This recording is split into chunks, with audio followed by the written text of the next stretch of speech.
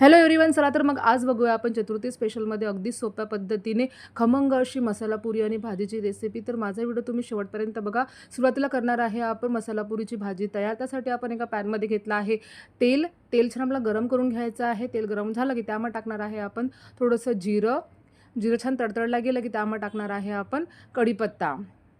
आता सोबतच टाकणार आहे आपण हिरवी मिरची छान कापून घ्यायची आहे आणि ती टाकायची आहे. त्याला मस्त परतून घ्यायची आहे. हिरवी मिरची छान परतल्या गेली की त्यामध्ये टाकणार आहे आपण भाजलेल्या शेंगदाण्याचा जाडा कूट. शेंगदाणे छान भाजून घेऊन जाडा कूट करायचा आहे. तेलामध्ये छान परतून घ्यायचा आहे. त्यामध्ये टाकणार आहे आपण लाल तिखट आणि धनापूड. छान परतून घ्यायचा आहे आपल्याला. तिखट छान शिजवून घ्यायचं आहे. आता या स्टेजला टाकणार आहे मीठ. यामुळे काय होते बटाट्याला मीठ छान लागेल. आता त्यामध्ये टाकणार आहे छान असं बॉइल्ड बटाटा आणि मस्तपैकी आपल्याला मिक्स करून घ्यायचं आहे. झाकण ठेवून आपल्याला एक वाफ काढायची आहे. यामुळे काय होते आपली भाजी आणि एकदम खमंग अशी होते बघा.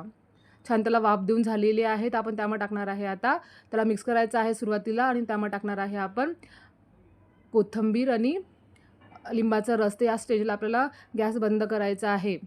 मस्तपैकी आणि चटपटी अशी आपली भाजी तयार होते बघा. आता आपल्याला मिक्स करून छान झाकण ठेवून साईडला ठेवायचं आहे. आता आपण करूया पुरीची तयारी. त्यासाठी आपण एका बाउलमध्ये घेतला आहे बॉइल्ड बटाटा.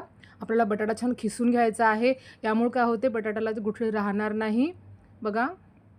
छान आपला खिसून घ्यायचा आहे. तर मी 1.5 बटाटा घेतला होता. तुम्ही तुमच्या क्वांटिटीप्रमाणे बटाटा वाढवू शकता. त्यामध्ये टाकायचं आहे आपल्याला तिखट, धनापूड आणि चवीनुसार मीठ टाकायचं आहे. सोबतच टाकायचं आहे जिरं. त्यामध्ये टाकलेलं आहे मी 1 वाटी राजगिऱ्याचं पीठ आणि सोबतच टाकलं आहे कोथिंबीर आणि तेल. तुम्ही राजगिऱ्याच्या पिठाऐवजी भगरीचं पीठ करूनही टाकू शकता. म्हणजेच वरीच्या तांदूळाचं छान बारीक पीठ करायचं आहे आणि ते टाकू शकता तुम्ही राजगिऱ्याच्या पिठाच्या ऐवजी.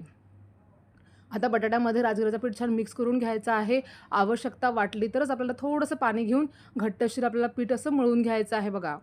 आता आपण पोपटर घेणार आहे एक पॉलिथिन. त्यामध्ये आपण पुरी लाटून घेणार आहे बघा अशा पद्धतीने. तुम्ही अशी पण पुरी तळून घेऊ शकता बघा.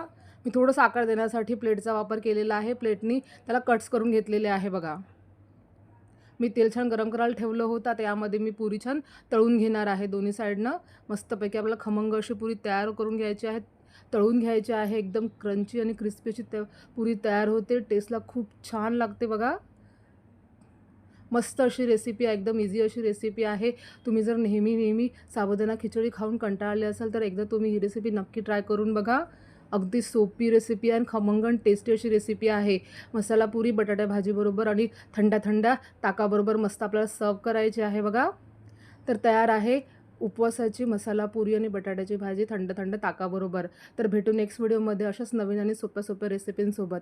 Bye bye.